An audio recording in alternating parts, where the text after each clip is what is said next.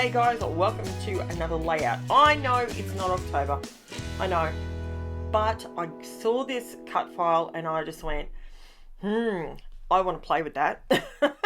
So I decided that I've still got a few photos printed that have the whole, this one's Hocus Pocus. There's a couple of photos that I still have from the Halloween photos, the Halloween timeline. So I just, look, you know what, you might be still scrapping some of your stuff as well, so I figured, why not? We'll just include it. It's November, but that's fine. So I am going ahead and I am using my Distress Oxide inks. I'm using Villainous Potion and what was the other one? Was it Wilted Violet or was it? It was Seedless Preserves. So they're my two purples that I'm using, and I'm creating a highlight in the center and I'm keeping the darkness right out at the edge. And Villainous Potion, she dark. I'm telling you, she's very dark. So be careful. Do your I'm trying to think what I was saying. When you're doing your shadows, when I use something like this, and it's a hat, it's a physical thing, a hat, a broom, whatever, I like to give it dimension by giving it some shadowing, and that's what I'm doing with this hat. And I'm also doing the drop shadowing on my letters as well, although I do stuff up, so stick around to the end and see what I did. I was really ticked off, and because I use the art glitter glue, there's no time to pull it up, especially once the weather starts to warm up. And the day I was doing this, it was quite hot. So once the weather warms up, as soon as that glue goes down, man, bang, it's dry, done. So it's a little annoying, but it's all right, is it? Look, I'm not solving world hunger by scrapbooking, okay? Let's be honest, I'm not doing that. So at the end of the day, it's not the end of the world if it doesn't look exactly right. So I don't know what kid's leaning across me there. I think it was Taylor. I'm not sure. But yeah, so I went ahead. Now, the secret to getting your shadowing right, when you're using the Distress Oxide inks, let each layer dry and then you can build. See how I've come back in with the lighter color over the top again? It gives you time for the inks to dry and to, I think it works. Like, you need to be able to build it up. Could I have used my Distress watercolor pencils? Absolutely. But my preferred medium is, I like the inks, like I like watercolor or acrylic inks. I like those as well. Acrylic inks or acrylic paint. They're my preferences. So here we are. I am now pulling out some LUNAR paste and I'm going to go to town on these. And the gold, I'm just putting this. So this is an old Cricut mat that I've got. It's pretty much dead, but I've just squished on a piece of press and seal, and that way I can just peel it off and throw it in the bin. Sometimes I do that. I did do a layout the other day and I used my heat tool on the green mat, and when you see me do that, just know, yes, it's going to buckle your mat. Okay, so be sure that you never want to use that mat again in your Cricut. But two, if I get to the point where I heat that mat, it's because I know it's dead. I'm not getting any more life out of it whatsoever. So I do that.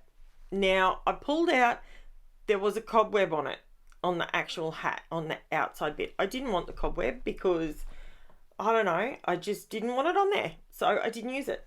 Now, the Hocus Pocus is a cut file, and I love it. I love it. I did work out, if you've been around for a while, I remember I actually made the comment a while ago that every time I use a cut to cut file, it cuts really jagged and it sounds like my machine's going to break, basically. And I ended up getting onto Gwen. And if you ever have trouble, contact the owner of, especially if it's cut to you. Gwen, she got back to me immediately. Like, I emailed her initially and asking her, is there something I can do? What am I doing wrong? I've got to be doing something wrong. Anyway, she uses a silhouette for hers, and we sort of went backwards and forwards, and I sent her a little video of what it was doing. And she was able to tell me straight away what was happening by how it was cutting. She's got a lot more experience with cut files. And she just said to me, download it as an SVG instead of a PNG and it might fix your problem. And I did that and bang, fixed it straight up, done. So I'm using alcohol markers here, guys. So these are the MONT ones. They work beautifully. I absolutely love them and I'm really liking using them. So I use the black one to color my cut file. It just colors so smoothly and dries so quickly. I love it. And it's then not water reactive too, which is fantastic. So you can see my black hat. I went around that just with the black alcohol marker and the buckle in the center. I used Lunar paste, and the color I used was slippery when wet. So that's how I got that real goldy gold. I've got 3 different golds that I use. And can you see why I wanted the hat? It was just perfect for this filter. This was a Snapchat filter and the girls were going to town for me, taking some photos, and this was just perfect. But I didn't want it to go on a blank page. So all I've done in the background, you saw me there with the stencil. The stencil I was using which was really for a guide. It wasn't actually for stenciling. It's the large DYLUSIONS stencil and it's called Coins. And it's got different sized circles in it. And I absolutely love how the swirls, that is just me drawing a messy circle in the background. I do come in and do a few more, so stick with me. Very shortly you'll see me do the other bits and it really pulls it all together. I really do like how it works. I've still got those gold sparkly bits on there at the moment. I actually end up ditching them. I don't end up using them at all. I wasn't confident I was going to use them to start with. And this is the thing, when you buy a cut file, you don't necessarily need to have that cut file in the format that it's cut out in. If you don't want to use the gold sparkly bits, get rid of them. If you don't want the cobweb on the hat, trim it off. You make it yours. It's still a cut file, and I will still obviously promote it and all the rest of it, but you make it yours. And that's the idea. That's what the designers of these cut files, that's what they have in mind. It's a jumping off point. And, you know, I love how this turns out in the end. I think it looks really cool. And it allowed me to get a little bit of, every so often I get this watercolor idea in my head and I've just got to do it. And I loved how the hat turned out. Totally worked. It is opposite to what is in the photo, but I love how it worked out. I think it's really cool. And the Hocus Pocus, here's where you're going to see me snuff it. Whoops. So I ended up raising up the words. So once I put these down, now, like the art glitter glue, these strips, once you put these down, the ones that I get, they are the stickiest strips ever. And once you attach your letters or whatever you're sticking down with them, you can't lift it off. It's just, unfortunately, it just goes down a little bit too hard and it just grabs. So once I realized that this was a problem, it was too late. So I had to just suck it up and do it. I did pull out my ECOLINE black brush pen, and I did go around the edge of these cut files just to get rid of that white edge. It's not a big deal on a page, but it's just one of those elements that if you do that on a page, it just helps it. I don't know, it gets rid of that white core, and instead of looking crafty, it looks printed. It looks more, I don't know what the word is. Write the word below. I don't know what you would call it, but sorry, I just need a mouthful of coffee. Give me 1/2 a shake of a dog's hind leg. It's like 7:46 in the morning here, and my kid's getting ready for school, and I've been up since like 2 a.m. and so for me it's like midday, but I've only had like one coffee. Now I'm doing my border with what do you call that end of it? It's a broad tip of the alcohol marker, and instead of just doing a fine border, I did a thick one, and I really like that. That's going to save me a lot of black cardstock in the future. If you can do a nice straight line like that, the secret is don't bend your arm. Move your body, not your arm. See how my hand, and once I make contact, my hand stays in the same position. I'm literally moving my body back. That is how you get straight lines.